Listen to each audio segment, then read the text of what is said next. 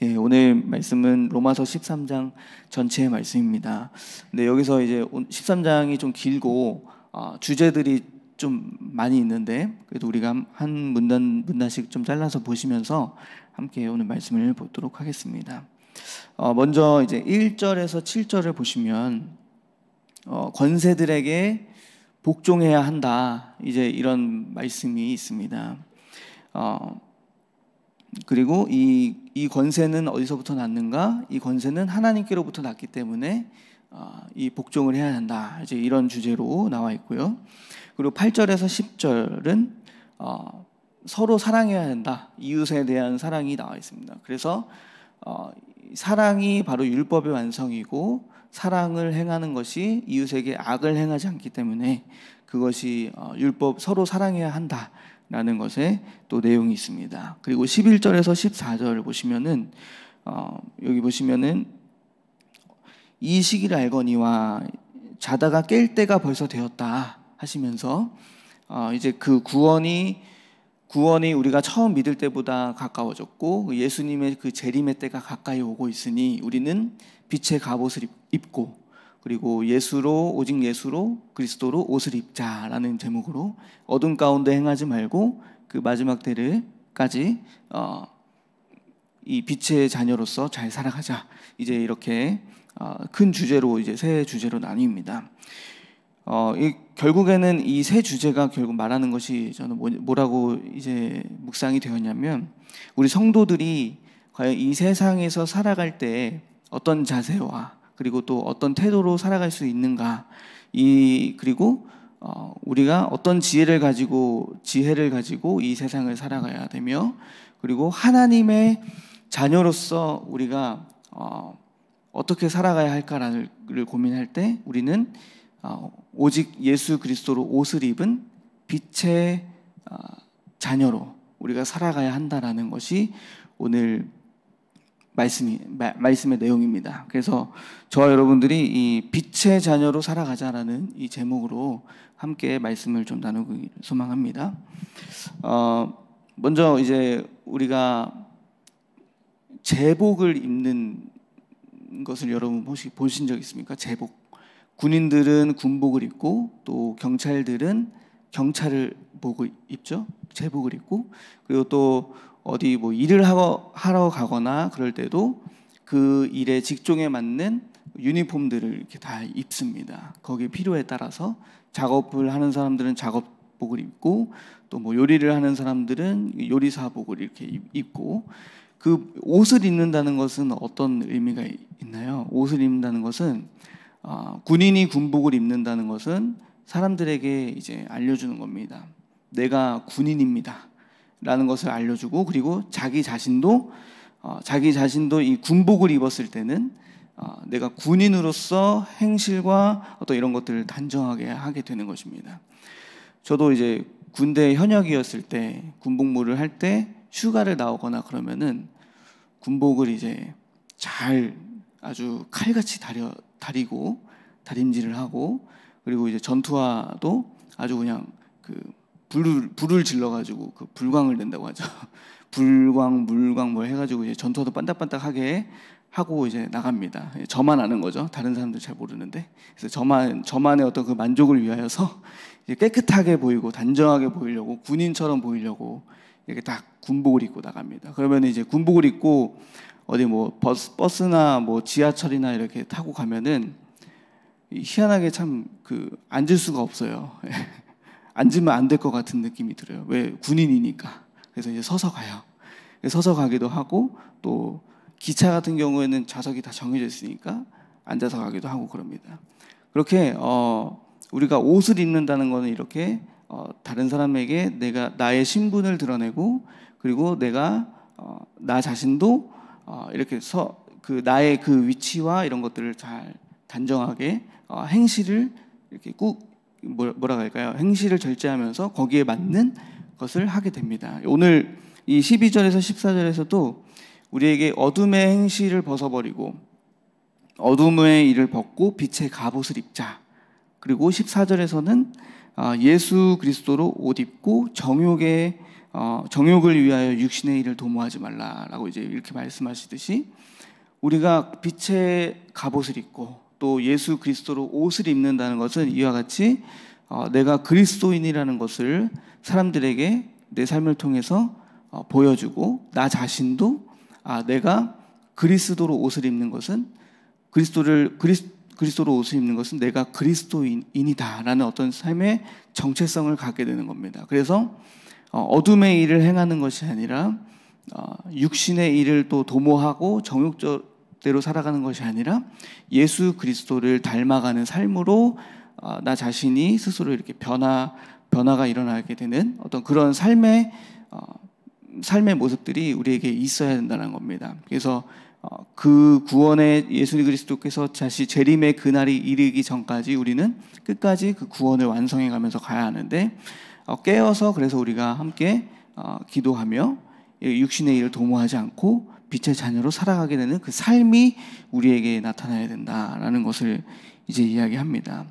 그래서 이제 이 11절에서 14절은 그런 내용인데 중요한 건 빛의 자녀로 살아가면서 우리가 이 세상에서 살아갈 때 지혜 몇 가지 이제 지혜가 있습니다. 오늘 본문에서 말하는 것은 한 가지는 위에 있는 권세들에게 복종할 수 있는 것입니다. 이게 어떤 말이냐면 이제 위정자들이 있습니다. 우리 대한민국에도 대한민국을 다스리고 있는 그 위정자들이 있습니다. 이 정치 얘기를 하는 건 아닌 위험한데 명절에서 함께 가족들이 모여서 절대 해서는 안 되는 이야기가 뭐죠? 정치 이야기죠.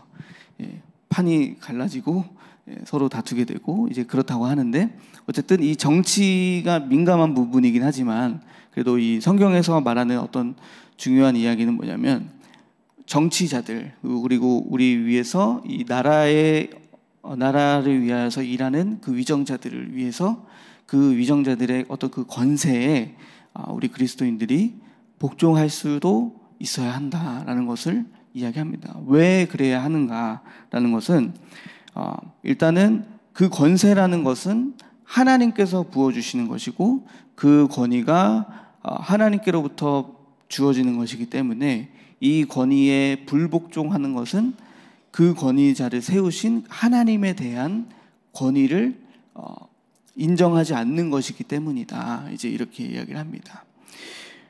그럼 이제 우리가 그래서 이 권세를 거스르는 것은 스스로 심판을 자취하게 된다. 이제 이렇게 오늘 2절에 이야기합니다. 이것은 지혜로운 게 아니다. 3절에 보시면은 그래서 이 다스리는 자들, 위정자들이죠. 이 나라를 다스리는 이 자들이 선한 일에 대하여 두려움이 되지 않고 악한 일에 대하여 된다. 이제 이렇게 말합니다. 그래서 이것은 우리가 살아가면서 우리가 국가의 어떤 두려움을 받게 되는 일이 무엇일까요?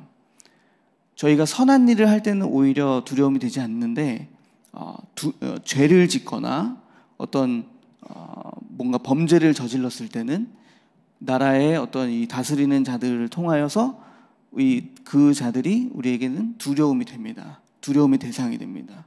그래서 악한 일에 대하여서는 두려움이 되기 때문에 우리는 그럼 어떻게 해야 되는가? 선한 일을 행하면서 정직하게 공의롭게 살아가야 하는 것이 그리스도인이다라는 겁니다. 그래서 그들이 누구냐면 이제 그는 4절에 그는 하나님의 사역자가 되었다라는 것은 이 국가 위정자들이 하나님의 사역자가 되어서 우리에게 선을 베푼다라는 겁니다.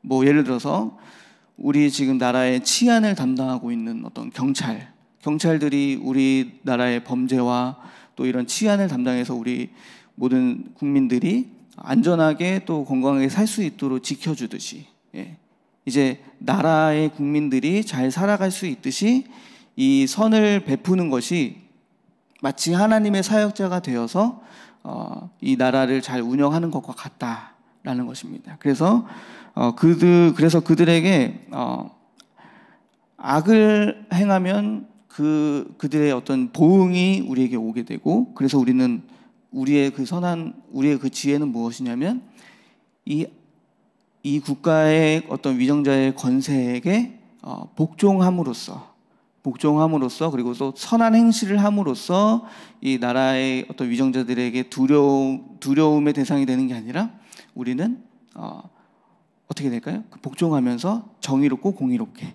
살아가는 것이 일단 성도의 지혜다. 그래서 그것을 어떻게 하는 것이냐면 진노 때문에 복종하라는 것이 아니라 신앙의 선한 양심, 신앙의 선한 우리가 하나님을 믿는 자녀로서 내가 이 세상에서 정의롭고 공의롭게 살아가야겠다라는 어떤 그 신앙의 양심으로서 복종해라라는 것입니다. 이런 경우 있죠. 뭐 진노함으로써 막 내가 힘이 없어서 지금 이렇게 복종하지 막 이러면서 막 세금 내지 막 이러면서 그러는 게 아니라 당연히 하나님을 믿는 자로서 선한 마음을 가지고 이 나라를 위한 마음을 가지고 복종하고 하라는 것입니다. 그래서 그 예를 든 게 세금 문제입니다. 세금. 그래서 6절에 조세를 바치는 것도 이러 말미암습니다. 그래서 왜 나라에 어떤 그 불만이 있는 사람들의 어떤 특징이 뭐냐면 세금 내는 거를 굉장히 아까워하더라고요. 네. 세금 내고 또 이렇게 뭔가 나라에서 나오는 어떤 이런 돈들 주기적으로 이제 뭐 내라 하는 것들이 아까워하게 되는 거죠. 예, 내가 왜 내야 돼 이거를 막 이러면서.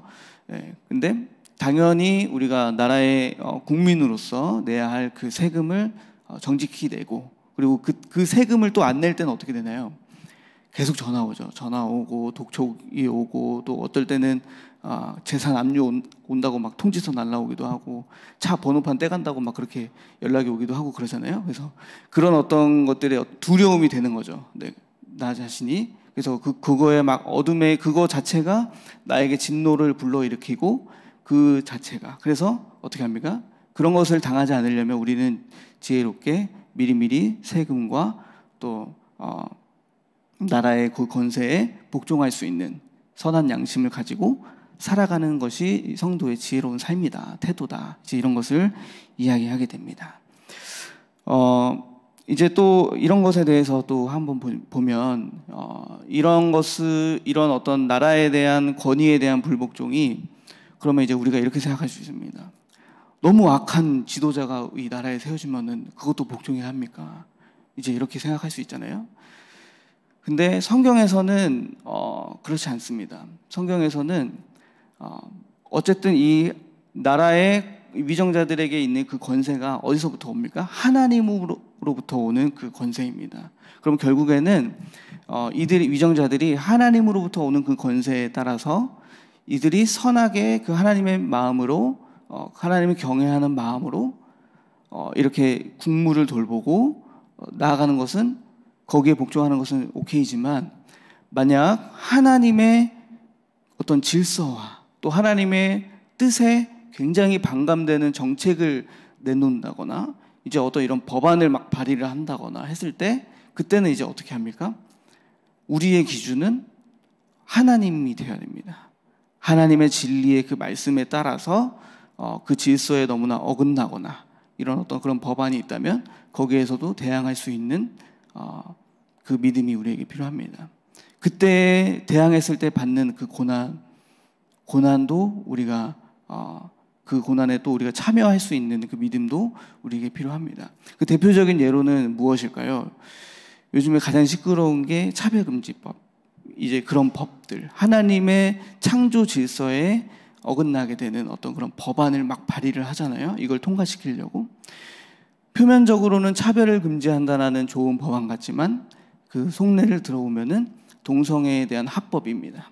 그래서 이 법안을 볼 때 가장 중요한 것은 정의, 그 맨 앞에 있는 그 용어에 대한 어떤 이런 정의를 내리는 어떤 그런 것들이 굉장히 중요한데, 그래서 뭐 어떤 대표적인 걸로 이제 그 차별금지법이 그 동성애를 암묵적으로 옹호하고 합법을 하려고 한다라는 것에 대해서 이제 몇 가지 그 정의에 대한 것이 그 내용을 담고 있는데요. 그 중에 하나가 이제 성적 지향입니다. 성적 지향. 성적 지향이라는 그 단어 자체가 어떤 게 있냐면 남성, 여성과 또 알 수 없는 그 제3의 성을 인정한다라는 것에 있습니다. 그래서 그 제3의 성을 인정하는 것인데, 만약에 이제 이런 건 어떤 거냐면 그 개인의 성적 지향을 존중한다라는 거거든요. 그 개인의 성적 지향을 존중한다 했을 때, 제가 어떤 사람은 나는 남성이다, 우리는 모두 다 함께 남성이다, 여성이다라고 이제 인식하며 살지만 이제 동성애에 대한 어떤 이런 그 빠진 사람들은 남자인데 난 여자다 이제 이러면서 여장을 하면서 살아가는 사람이 있다고 해요. 그래서 미국 같은 데 보면은 남자가 이제 여장을 하고 누가 봐도 남자인데 여장을 하고 이제 여자 화장실에 들어간다는 겁니다. 그 여자 화장실에 들어가면 어떡합니까? 종업원이 이제 끌어내린대요. 그 한 식당 그 사장님이 운영자가 그 사람을 안 된다 이제 이렇게 했는데 그 사람이 이제 소송을 건 거예요. 난 여자다. 누가 이겼을 것 같습니까? 예, 그 사람이 이겼습니다. 동성애를 하는 사람이 소송에서 이겼다. 그리고 만약에 그렇게 차별금지법이 통과하게 되면은 개인의 성적 지향을 존중해야 되기 때문에 우리가 그 개인이 나는 남자인데 몸은 남자인데 난 여자다라고 하는 것에 대해서 그건 잘못됐다라고 이야기를 할 수 없는 겁니다. 만약 그 사람이 소송을 걸면 이제 고소를 당하게 되고 법에 대한 조치를 받게 되는 겁니다. 그래서 이제 그런 것에 대해서 이 하나님의 창조 질서를 어긋나기 때문에 이런 것에 대해서는 국가 위정자들이 만약에 잘못하고 있다면 우리 크리스찬들이 이것을 가만히 보고 있는 게 아니라 거기에 대해서 기도하며 대항하며 싸울 수 있는 그런 믿음도 중요하다는 겁니다. 그래서 다니엘을 보면은 다니엘 1장에 어떤 내용이 있냐면 다니엘과 세 친구가 이제 뜻을 정하여서 뜻을 정했다라는 말이 있습니다. 그게 뭐냐면 느부갓네살 왕 그때 그 바벨론이 우상에 바친 제물과 음식들 이제 이런 것들을 먹지 않기로 그렇게 뜻을 정해서 그 바벨론의 어떤 그런 정치 세력과 이제 대항하게 됩니다. 그래서 그런 어떤 모습들을 우리가 봤을 때 반드시 복종해야 한다. 우리가 기본적으로는 선한 양심을 가지고 나라의 권위에 복종해야 하는 것은 맞지만 그러나 하나님의 질서와 또 섭리와 뜻에 대해서 너무 반대되는 어떤 법안과 이런 어떤 정치가 있다면 우리가 그것에 대해서 또 기도하면서 이 나라가 속히 하나님을 경외하는 위정자들로 세워질 수 있도록 그래서 우리가 이렇게 함께 나라를 위해서 기도하는 겁니다. 그래서 그것을 우리가 좀 알고서 이런 지혜로운 오늘 사도 바울이 고백했듯이 지혜로운 어떤 이 나라에 대한 권위에 복종할 수 있는 마음도 우리에게 있어야 할 줄 믿습니다. 그래서 저에게도 어떤 이런 세금 문제들이 많이 있었습니다. 어느 날은 제가 저의 여러 가지 그 세금 문제와 또 뭐 서류상에 막 복잡한 것들을 어떤 이런 것들을 막 풀게 되는 어떤 사건이 있었습니다. 이제 그런 것을 보면서 저 스스로도 저의 삶에 내가 이렇게 나라에 대한 어떤 그 세금을 내고 뭐 이제 어떤 이런 의무적인 나라에 살아가면서 국민으로서 지켜야 할 의무들을 내가 다 하지 못했던 것에 대해서 좀 회개하면서 그런 것들이 정리가 되는 또 일이 있었습니다. 이제 그런 것들도 우리가 함께 해야 할 지혜입니다. 그리고 또 한 가지는 이제 8절에서 10절입니다. 8절에서 10절은 이제 율법의 완성에 대하여 이제 이야기합니다. 율법의 완성. 이 율법의 완성이 무엇이냐면 바로 오늘 사도 바울은 서로 사랑하는 것이 이웃을 사랑하는 것이 율법의 완성이 된다라는 겁니다. 왜 이제 이웃을 사랑하는 것이 율법의 완성인가 하면은 이제 10절에 보시면은 이제 이런 말씀이 있습니다. 사랑은 이웃에게 악을 행하지 아니하나니 이랬습니다. 네. 사랑을 우리가 실천하면서 사랑의 계명을 지키는 것은 이웃에게 악을 행하지 않기 때문에 그것이 바로 이 사랑을 하면서 살아가는 사람은 율법을 완성하며 살아가는 사람이다. 예수님의 가르침에서도 이제 있습니다. 누가복음 10장 25절 28절에서 어떤 율법 교사가 예수님에게 나와서 이제 예수님을 시험하려고 묻습니다. 어떻게 물으냐면 선생님, 내가 무엇을 하여야 영생을 얻겠습니까? 라고 이제 이렇게 묻습니다. 그래서 예수님의 대답이 무엇이었냐면 율법에 무엇이라 기록되었느냐, 그리고 네가 어떻게 읽느냐라고 이제 이야기하니까 그 율법 교사가 내 마음을 다하며 또 목숨을 다하며 힘을 다하여 주 너의 하나님을 사랑하고 또한 내 이웃을 자신같이 사랑하라 하였나이다 라고 이제 이렇게 대답을 합니다. 그러자 예수님께서 그 말이 옳으니까 그렇게 행하면서 살아라 이제 이렇게 대답을 하십니다. 그러자 또 그 율법교사가 29절에 이제 예수님 앞에 대답을 합니다. 자기를 이제 옳게 보이려고 예수께 여짜오되 그러면 내 이웃이 누굽니까? 이제 이렇게 묻습니다. 내 이웃이 누굽니까? 그러자 이제 그때서 이제 유명한 말씀이죠. 선한 사마리아인의 비유에 대해서 나옵니다. 어떤 사람이 강도를 만나가지고 죽기 직전까지 이제 맞고 모든 걸 다 빼앗겼습니다. 그래서 길바닥에 이제 누워져 있는데 제사장이 지나갑니다. 근데 제사장이 보고서 피해서 그냥 갑니다. 또 레위인이 또 지나갑니다. 레위인이 지나가는데 보고서 피해서 갑니다.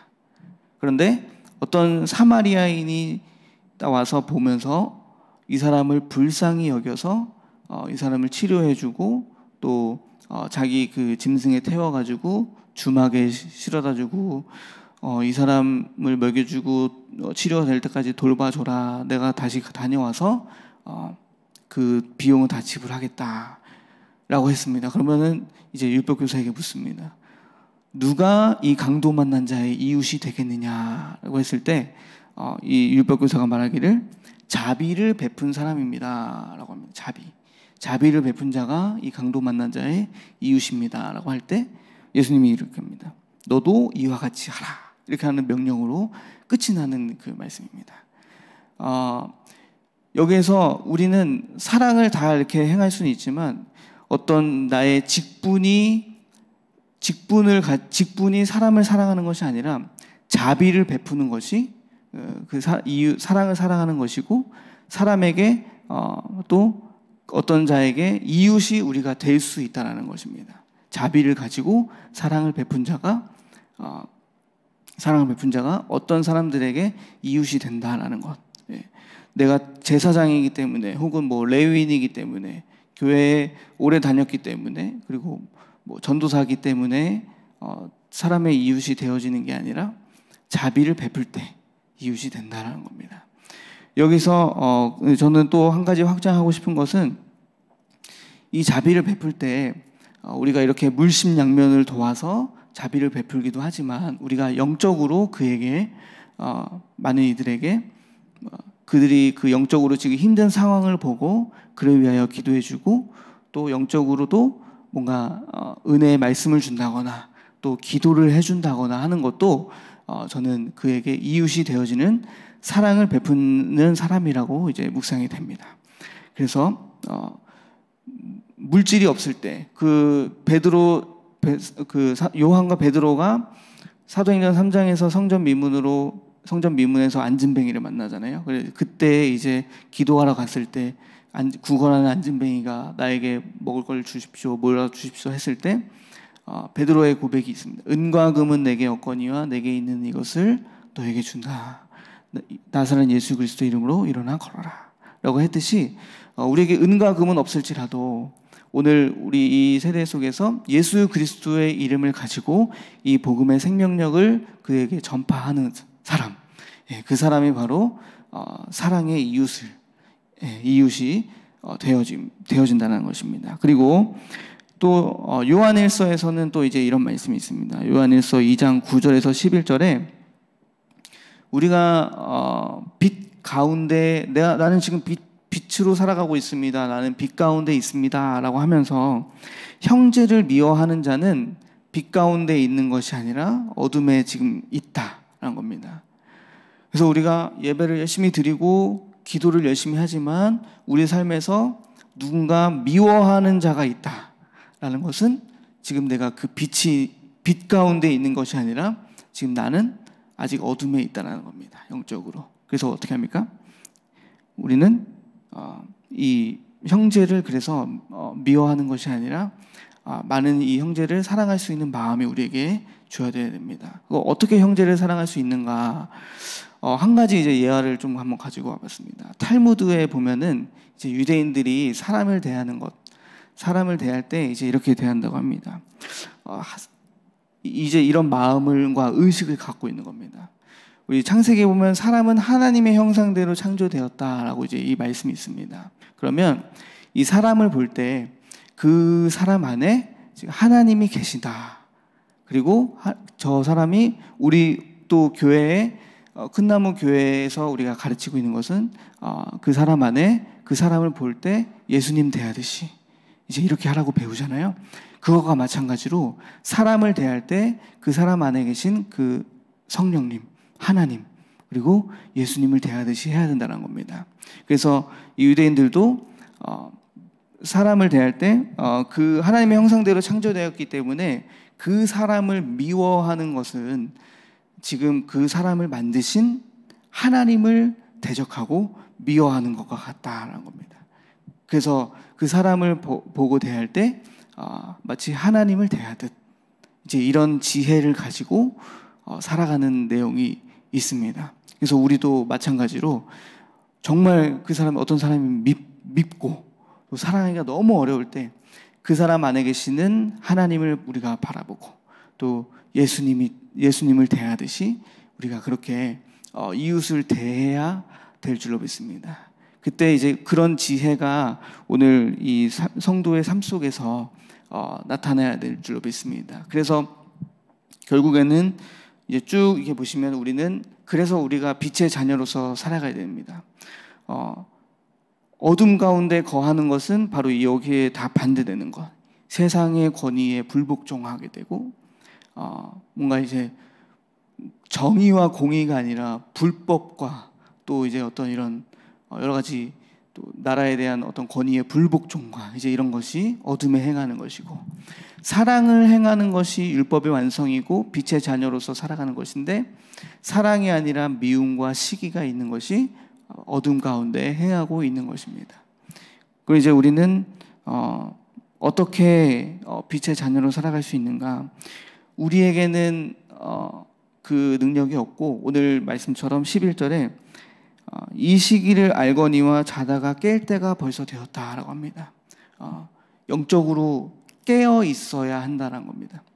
우리가 깨어서 지금 기도하는 시기이고, 우리 교회도 기도에 대한 내용을 가지고 함께 나아갈 때 깨어서 기도하는 자가 빛의 자녀로 이제 나아갈 수 있는 것입니다.